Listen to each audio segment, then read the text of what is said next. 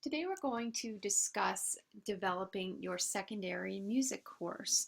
And there are some steps that you're going to take in order to complete your course proposal. And you'll be doing that in class. So this is to prepare you for that experience. First of all, when we talk about designing a course, we're really talking about designing a curriculum. And a curriculum is just a course of study. In other words, it has to do with what you want your students to accomplish and how you're going to guide them in accomplishing those goals. So let's look at this concept of curriculum design a little bit deeper. And there are 4 steps to creating your course or your curriculum. So the first step that you're going to take is to think about, okay, well, with your hypothetical class and your hypothetical students, what do you want them to know and to be able to do at the end of your course? So if you are teaching a course in music composition, for example, what would you want those students to know and be able to do by the end of that music composition course? There are some things that are considered really necessary or essential, such as learning perhaps the tools of composition, and perhaps other things that are not as essential. So those wouldn't be the main, what are called student learning objectives. You'll be learning about student learning objectives in another video, but that's what we're talking about when you're asking yourself, well, what do you want your students to know and be able to do by the end of this course?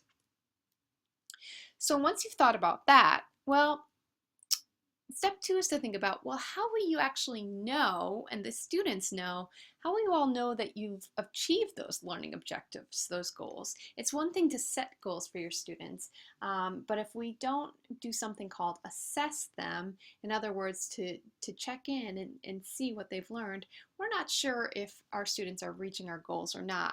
And that leads to pretty sloppy instruction. And then once we've done that, once we've set up the framework for our curriculum, our course, it's time to do kind of what I call the fun stuff, and that's to design the learning activities.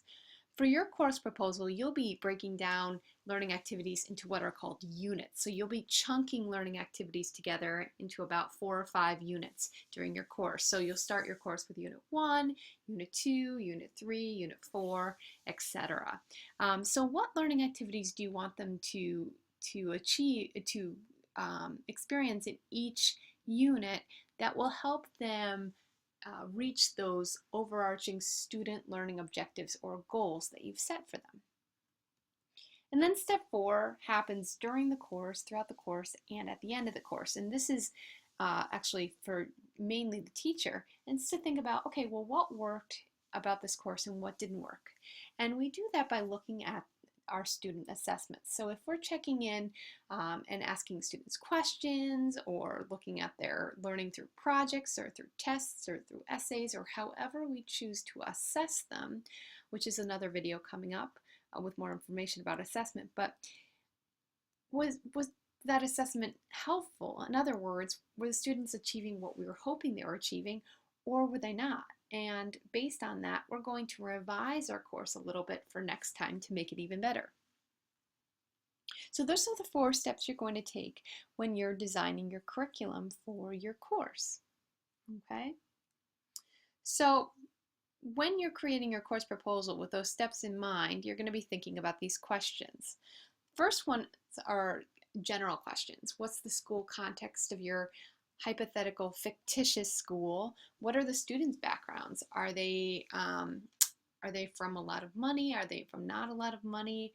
Are they from one culture or many different cultures? Also, why is this course important? That's a question that administrators will immediately ask. Well, why do we need this course? Why do students need this course? And what do you want students to know and be able to do by the end of that course? So that's step 1, remember. How will you know and they know that they've achieved those student learning objectives? Remember, that's step 2. And then think about, well, what's your culminating course project for students to demonstrate and share their learning?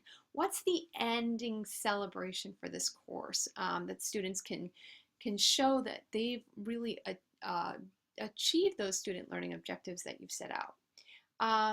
And then that fun part, well, what are the learning experiences or those activities that you'll plan to guide students in developing knowledge and skills? In other words, meeting those learning objectives. And last but not least, of course, how will you use digital technology to help students achieve those student learning objectives you set for the course? And of course, a hint to think about our TPACK model. That's it for now. We'll be discussing the course proposal, and you'll actually be creating the course proposals in class.